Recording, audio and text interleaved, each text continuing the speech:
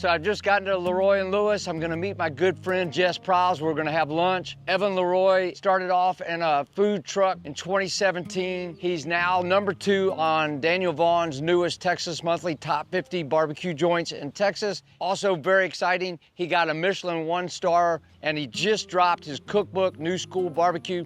So let's go find Jess and get some food. Taking it slow, trading hours for ghosts. Post oak smoke in the throat.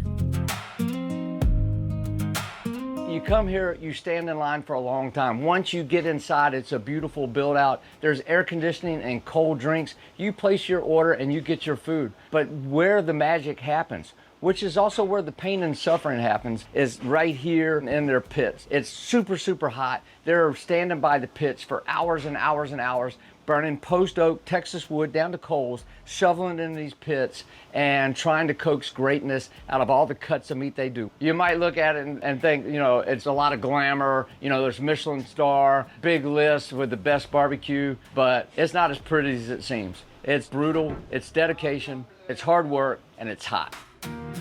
These guys right now, they just told me they're making 350 of their brisket burgers every Monday. It's not like talking about it. An old friend of mine says it's not like talking about it. You got to do it. They're doing it here by the hot fire. Jay said that he would cry if he was in here right now. I don't know how they stand the smoke. You just heard him. Jay's crying. He doesn't know how they can handle the smoke. This is what Texas barbecue at Evan LeRoy is all about. This is hours and hours of hard, hot work, but that's what makes this barbecue special.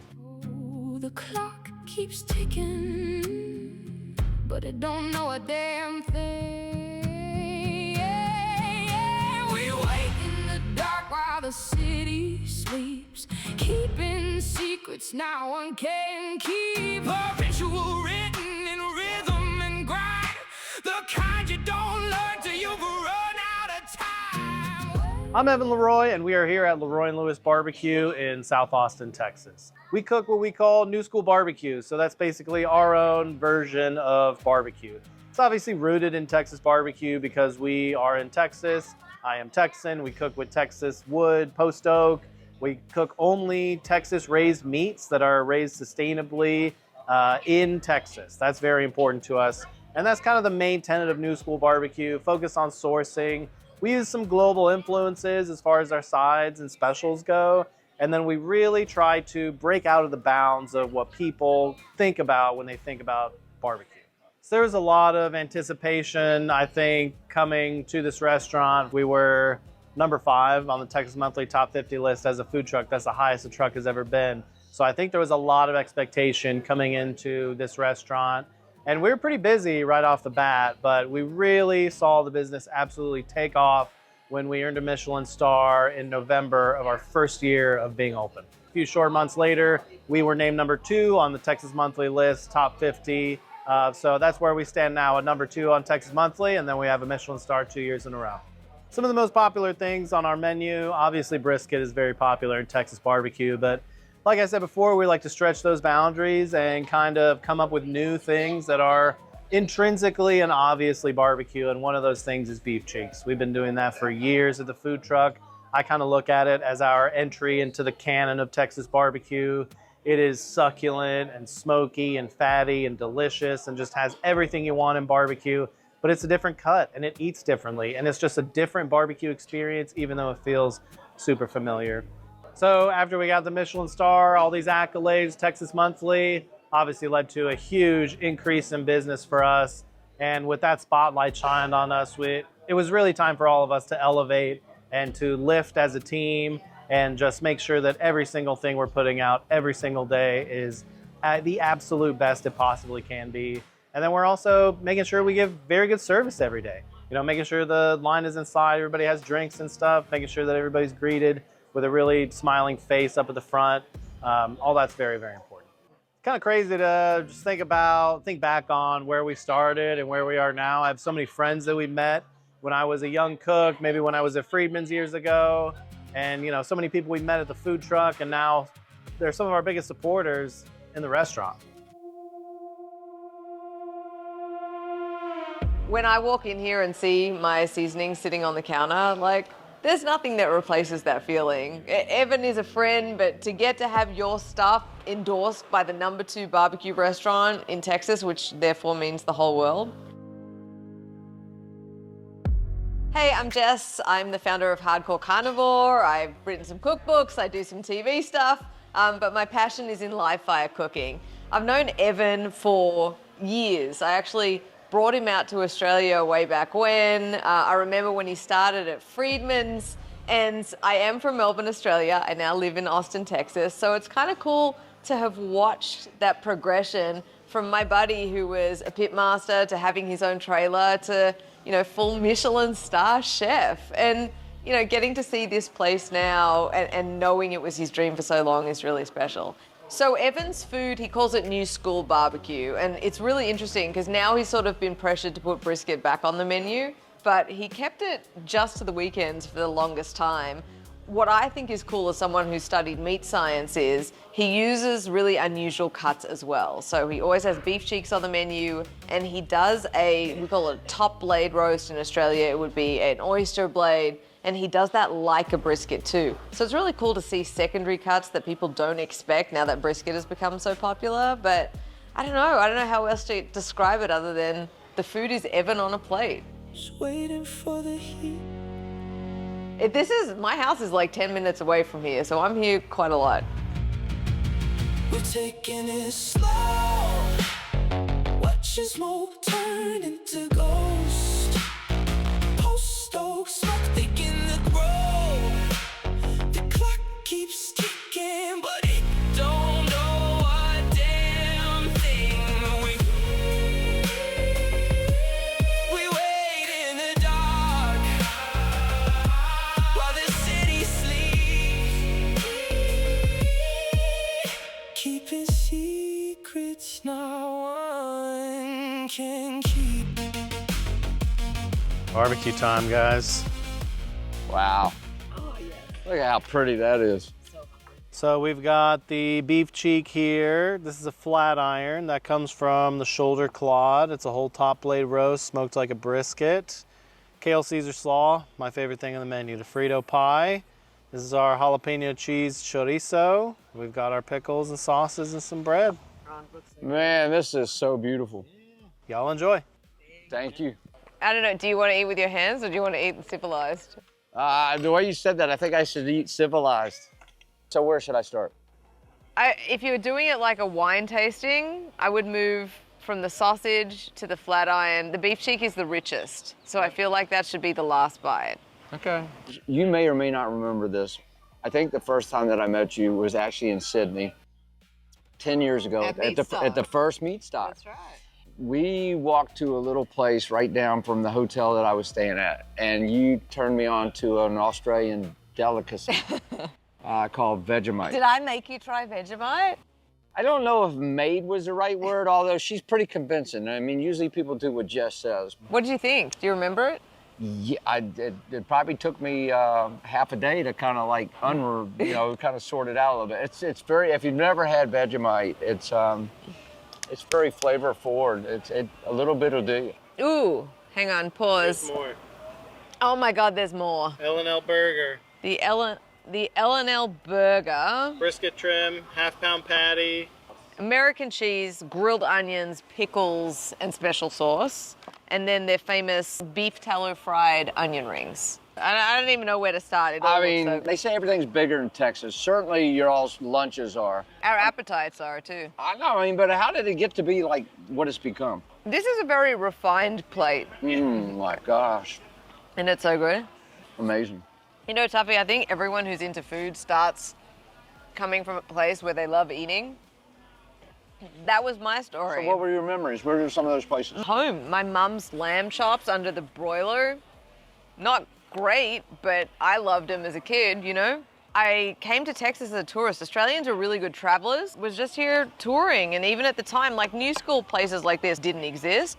But you would go to Lockhart and you would try Texas barbecue. It's like one of the things you do. So do you start your day at the gym or end it at the gym? I started at the gym because after that, everything is just a treat. I'm not going to assume that you want such a small portion, so... I mean, not only do y'all like eat these massive trays of food, But you'll go to like 3 spots in a day. You know, when you live in Austin, I think you're less likely to do barbecue tourism. Yeah. I just come here for lunch because it's accessible, it's close to my house, and the food's great. The texture on this burger is really nice. The doneness is good. You know what I really like? It reminds me of eating barbecue. It sounds so silly, right? But the fact that he's got that really crusty bark on the outside, it's cohesive to the menu. It tastes like a barbecue burger, not just like, oh, well, here's a plate of barbecue and here's a burger that we happen to do. That's incredible. So that's the jalapeno chorizo. What cheese was it again? I think it was just cheddar. But I need you to try it because there's something in that spice rub, like an allspice or a clove or something like that, that makes it so unusual. Wow, and it's right there. The most fun is going out to eat with people who are food nerds and you sit there and you pick everything apart. Is your brain whirring? So I call it a flat iron, you call it a... Top blade or feather blade or oyster blade. It's got too many names. Just eat it. See, she's bossy. I am. I'm sorry. I'm just hungry. You can't see him right there, but Jay Beaumont, if anybody knows you, that man right there does. Yeah, he knows my bullshit, Tuffy. That's why this is hilarious to him. You know what I also like that Evan does here too, that's hard, is he embraces the steak. When you are feeding that many people standing in line and you're doing the style service he is, to be able to cook like tri-tip and flat iron and manage the doneness of that, it's hard because it's really easy to overcook those cuts. I can't stop eating, Tuffy. But here's what makes this really special that Evan does, right? You see that gelatinous collagen line that is so hallmark of this cut, and usually it's tough and you cut around it to make your flat irons, and he has figured out that with the right low and slow cooking, you can turn it into that moist kind of brisket experience. Sometimes if I go into a hushed tone, I'm telling you a secret. So by mistake, they left a beef tri-tip in the warmer, set at 140 degrees Fahrenheit, which, you know, keeps you in the food safety zone. But they came in the next morning and they found this beef tri-tip. And what had happened, same thing that kind of happens with briskets too. It's like it was so juicy and the texture was great. But I'm so impressed that he brings steaks onto the menu because they're easy to mess up. I need you to do the Frito pie next. Evan said that this one's his favorite. Now, is this fork food or finger food? This is fork food because look, it's got a bunch of Frito chips underneath and then his famous chili, which, you know, it starts as a way to reuse meat trim, but when you eat this, it's very much an intentional dish. I got a bone to pick with Texas when it comes to chili.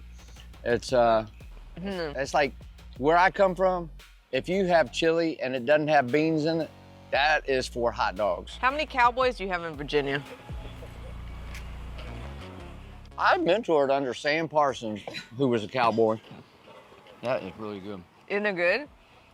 His chili mix, I don't know exactly what kind of blend he uses in his chili, but I think he and his dad have actually won some cook-offs using this recipe too. I don't put beans in chili because I live in Texas and I don't want to be run out of town. Well. Oh, good? Yeah, it's good. Do you miss the beans? No. No. Between the Michelin star and the Texas monthly list and now the cookbook, the expectations are so high for everybody just coming here. They come from all over the world. Very competitive. And there's only so many ways you can nail brisket, right? Right. There's kind of this hallmark that Aaron Franklin kind of started of what the texture and flavor should be. And a lot of other guys started figuring it out. And now it's pretty ubiquitous or homogenous no matter where you go. And so a lot of these guys are trying to make their mark through different dishes or sides. Sides is an easy thing to try and be individual on.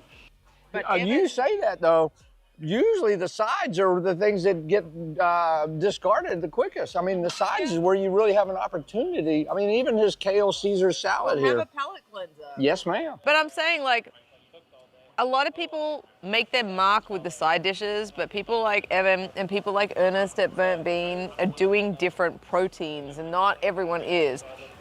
Most people try and stick with that Texas trinity of the pork rib, the sausage, and the brisket. And the beans and the slaw and the potato salad, and they're all mediocre. But no beans in the chili. So the highlight of Evan's menu, which has been here since the food truck days, is this beef cheek, which I believe he confits in smoked beef fat, which is next level. But the smoke ring, the bark, the crust, the texture, and the gelatin of these is spectacular. They're very rich. Yeah. It's got that stickiness from that collagen to gelatin conversion and just that richness of flavor.